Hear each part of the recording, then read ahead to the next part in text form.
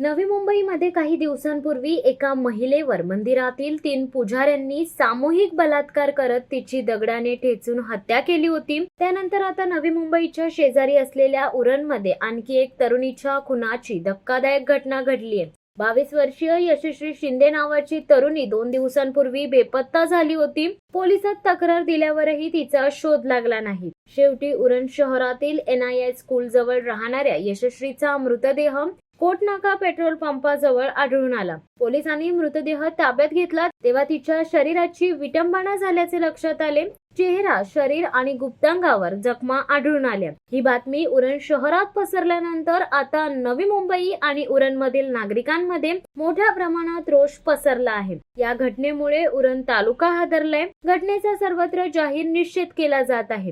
याबाबत माध्यमांशी बोलत असताना यशस्वी शिंदेच्या वडिलांनी दाऊद शेख नामक इसमावर हत्या केल्याचा आरोप केलाय। शिंदे माझी मुलगी यशस्वी हिच्या उरणमध्ये निघून हत्या झालेली आहे। दाऊद शेख नावाच्या जिहाद्याने केलेली आहे। मंडळी, आज आपण इथे उरणमध्ये उपस्थित आहोत। हे उरणचं हॉस्पिटल आहे, सरकारी हॉस्पिटल, आणि इथे मुलीची प्रोसिजर चालू आहे। तिची डेड बॉडी आज सापडलेली आहे आपल्या यशस्वी शिंदे ताईची।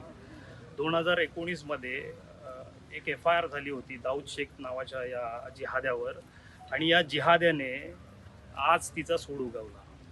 त्याने तिला किडनॅप केलं, फसवलं, षडयंत्र केलं, काय केलं ते पोलीस इन्व्हेस्टिगेशनमधून शोधतीलच। पण ह्या जिहाद्याने त्याचा बदला असा घेतला की ताईचे तुकडे केले, ताईची केस कापली किंवा अन्य गुप्त अंगांवर त्याने प्रहार केलेला आहे। इतकी राक्षसी वृत्ती, म्हणजे राक्षस ही असे नव्हते, राक्षस हे बलात्कारीही नव्हते। तर हा एक सामूहिक गुन्हा घडलेला आहे। आणि दाऊद शेख नावाचा हा जिहादी इतके दिवस गायब होता, नंतर तो इकडे पुन्हा आला। त्यांनी षडयंत्र केलं आणि ताईला ट्रॅपमध्ये फसवलं, आणि आज तिची निर्गुण क्रूरतेने हत्या केलेली आहे। आणि ह्याला शब्दच सुचत नाही, कारण राक्षसांना आपण बदनाम नाही करू शकत। राक्षस असे नव्हते, राक्षस बलात्कारी नव्हते, पण ह्यांना फाशीची शिक्षा झाली पाहिजे।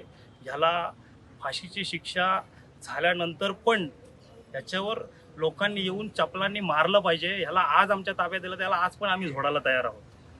तर माझी समस्त हिंदू बांधवांना विनंती आहे की आज आपल्या 14-14 वर्षाच्या मुली यांच्यासोबत पळून जात आहेत, त्या जिहाद्यांसोबत यांच्या ट्रॅपमध्ये फसत आहेत, आणि कुठे ना कुठेतरी यांना मुस्लिम बनवलं जात आहे। तर महाराष्ट्र सरकारला अजून किती डेटा हवाय लव्ह जिहादच्या केसेसचा? महाराष्ट्रामध्ये अवैध धर्मांतरण बंदी कायदा कधी येणार? अजून किती केसेस हवेत? आमच्याकडे काही डेटा आहे, आम्ही तुम्हाला देऊ का? महाराष्ट्र सरकार कधी जागा होणार? आणि महाराष्ट्र सरकार जागा होईल नाही होईल, मला म्हणायचं आहे की हे हिंदू कधी जागे होणार? आज आपल्या मुलींचे तुकडे होत आहेत, उरणसारख्या ठिकाणी असेल किंवा अन्य कुठल्याही ठिकाणी। तर हे तुकडे होत असताना आपल्या मुली आपण तुकडे होण्यासाठी वाढवलेले आहेत का? जन्माला घातलेले आहेत का? आपल्या मुलींवर आपलं लक्ष आहे का? ह्या सर्व प्रश्नांची उत्तरं शोधण्यासाठी आपण कुठे ना कुठेतरी प्रबोधन करूच।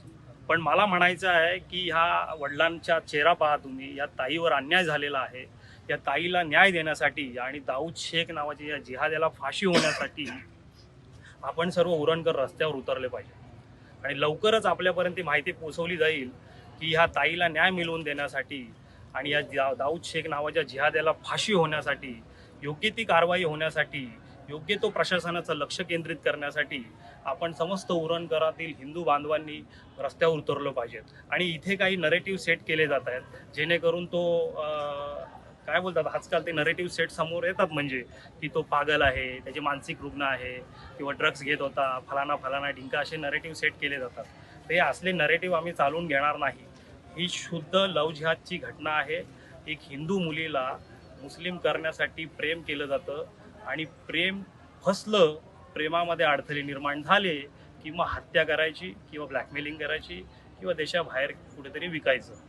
सो कुठे ना कुठेतरी ह्या घटना लवकरात लवकर थांबल्या पाहिजेत। यासाठी महाराष्ट्रामध्ये अवैध धर्मांतरण बंदी, जे उत्तर प्रदेशच्या धर्तीवर कायदा आलेला आहे, तो देखील आला पाहिजे।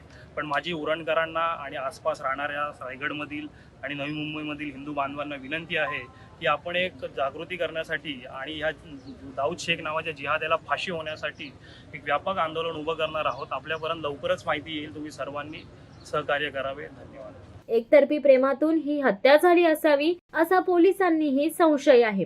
संशयित आरोपी बेंगलोर म्हणजेच बंगळूर येथील असल्याची माहिती आहे. पोलिसांनी आरोपीला महाराष्ट्र कर्नाटक सीमेवरून अटक केली आहे. काल उरण बाजारपेठ बंद केल्यावर संध्याकाळी उशिरा सदर तरुणीवर अंत्यसंस्कार करण्यात आले. यावेळी उरणकरांना अश्रू अनावर झाले होते. आरोपीला कठोरात कठोर शिक्षेची मागणी समस्त उरणकर करीत आहेत. शिवसत्ता टाइम्ससाठी प्रवीण पाटील, उरण. दे धडक बेधडक वृत्त देणाऱ्या आपल्या शिवसत्ता टाइम्स न्यूज चॅनलला लाल बटन दाबून सबस्क्राईब करा आणि बेल आयकॉनला क्लिक करायला विसरू नका.